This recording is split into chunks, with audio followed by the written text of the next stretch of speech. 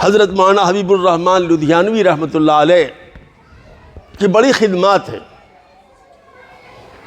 تحریک خلافت کے سلسلے میں، ملک کی آزادی کے سلسلے میں بہت خدمات ہیں، بہت بڑی خدمات،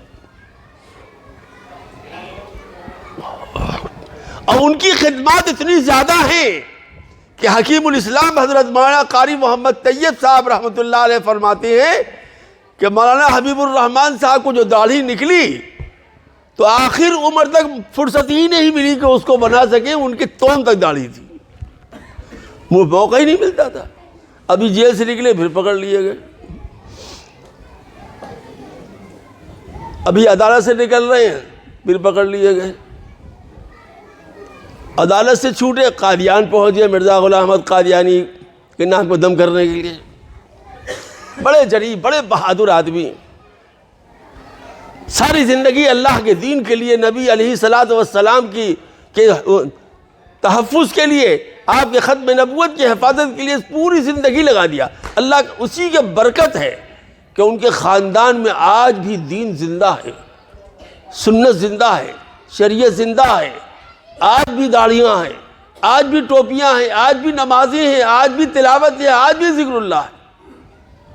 اس کی چھوٹی سی مثال وہ صاحبزادے ہیں عثمان صاحب لدھیانوی، ہم نے ان کے باپ کو بھی دیکھا اور ان کے دادا کو بھی دیکھا ہے۔ جو آپ کو بات سنانا چاہتے ہیں وہ سن لیے غور سے۔ آج ہمارا مزاج کیا بنا ہوا ہے؟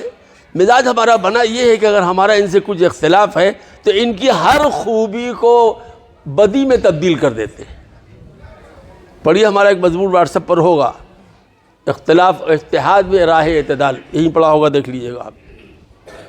ہمارا مزاج یہ بنتا ہے کہ اگر ہم کو کسی سے اختلاف ہو گیا ہے تو وہ مجموعہ بدی ہے، کوئی خوبی اس کے اندر ہے ہی نہیں، اور جو ہمارا مرکز عقیدت ہے اس کے اندر کوئی خرابی ہی نہیں ہے، وہ بالکل معصوم من اللہ ہے۔ یہ بھی غلط ہے، وہ بھی غلط ہے۔ جس کے اندر جو خوبی ہو اس خوبی کا اقرار کرنا چاہیے۔ تو مولانا حبیب الرحمن لدھیانوی صاحب جیل سے چھوٹے تو مولانا احمد سعید صاحب سے ملنے کے لیے گئے۔ آپ جو کانٹے کی بات بتا رہے، ملنے کے لیے گئے تو دیکھا کہ ان کے کمرے میں صرف کتابیں ہی کتابیں ہیں، اور صرف حضرت تھانوی کی کتاب، صرف حضرت تھانوی کی کتاب، بہشتی زیور، بیان القرآن، معلم انسانیت، تمہید القرآن، فلاں کتاب فلاں کتاب فلاں کتاب۔ مولانا حبیب الرحمن لدھیانوی رحمۃ اللہ علیہ کو خاص قسم کا اختلاف تھا حضرت تھانوی سے۔ اس میں بڑا اختلاف یہ تھا کہ اتنے بڑے عالم ہیں، ان کے لاکھوں تو علماء مرید ہیں ان سے، یہ تحریک آزادی میں حصہ کیوں نہیں لیتے؟ بہرحال اور پہنچے، دیکھا مولانا تھانوی کی کتاب لکھی۔ انہوں نے کہا کہ مولانا یہ کیا ہے؟ یہ آپ نے کیا کر رکھا ہے؟ یہ ہزاروں سینکڑوں کتاب مولانا تھانوی کے رکھ رکھا ہے۔ تو مولانا سید احمد صاحب نے بیٹھا لیا ان کو، بیٹھو۔ کہا مولانا دیکھیے، حضرت تھانوی شیخ الہند کے شاگرد تھے، بہت محبوب شاگرد، ان کی ہمت نہیں تھی کہ شیخ الہند کے خلاف جاتے، اور وہ گئے بھی نہیں ان کی زندگی میں۔ لیکن یہ اللہ تعالیٰ کے نظام ہے، اگر سب جیل میں چلے جاتے تو یہ دین کی خدمت کون کرتا؟ یہ کتابیں کون لکھتا؟ ایمان کے تحفظ کون کرتا؟ یہ لدھیانہ کے علاقے میں، میوات کے علاقے میں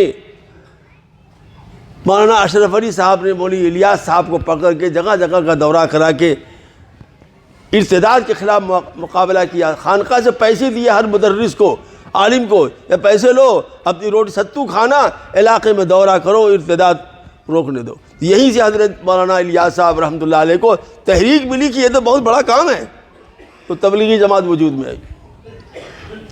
وہ حضرت تھانوی کے ساتھ گھوما کرتے تھے میوات کے علاقے میں، تمام جگہ جگہ۔ تو کہا مولانا ملک تو آزاد ہو جائے گا، آج نہیں تو کل، اور ہم سب بوڑھے ہو چکے ہیں، آج نہیں تو کل سب اللہ کے پیارے ہو جائیں گے۔ ہماری نسل ہم سے پوچھے گی کہ بڑے میاں جیل میں رہے، ریل میں رہے، جلسوں میں رہے، ہمارے دین کے تحفظ کے لیے تم نے کیا کیا؟ تو ہماری یہ کتابیں بتائیں گی دین یہاں محفوظ ہے، پڑھو اور دین پر قائم رہو۔ ہر دور میں علماء کے بڑے کارنامے ہیں، مکاتب کے ذریعے سے، مدارس کے ذریعے سے، خانقاہوں کے ذریعے سے، دعوت و تبلیغ کے ذریعے سے، ان کی بڑی خدمات ہیں ہمارے اکابر کی، اور ہم سب انہی اکابر کی جوتوں کو اٹھانے والے ہیں، ان اکابر کی پگڑیوں کو سنبھالنے والے ہیں، ان اکابر کے آہے سے ہرگاہی کے تحفظ کرنے والے ہیں، ان اکابر کے عقائد اور اعمال کے ہم امین ہیں۔ اگر ہم نے یہ کام نہیں کیا تو اللہ کی ہم پکڑ سے بچ نہیں سکتے۔ یہ چھوٹے چھوٹے مکتب جو مسجدوں میں چل رہے ہیں،